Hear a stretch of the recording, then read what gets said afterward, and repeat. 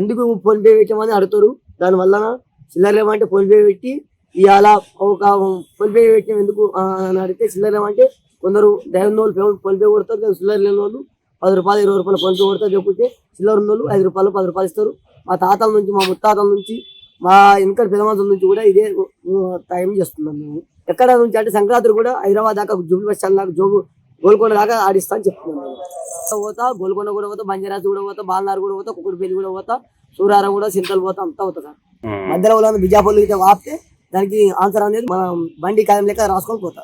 చిల్లర ఏమంటే ఏదైతే ఫోన్ పే పెట్టుకొని తిరుగుతున్నా. ఫోన్ పే పెట్టుకొని తిరిగితే మా ఊరు కానిస్టేబుల్ ఏమన్నా అదే కానిస్టేబుల్ నువ్వుగా ఫోన్ పే పెట్టుకుంటే ఎట్లా సిగ్గు అంటే కూడా మనకు ఆ సార్ లేనప్పుడు మా జేబులో పెట్టుకుంటున్నా.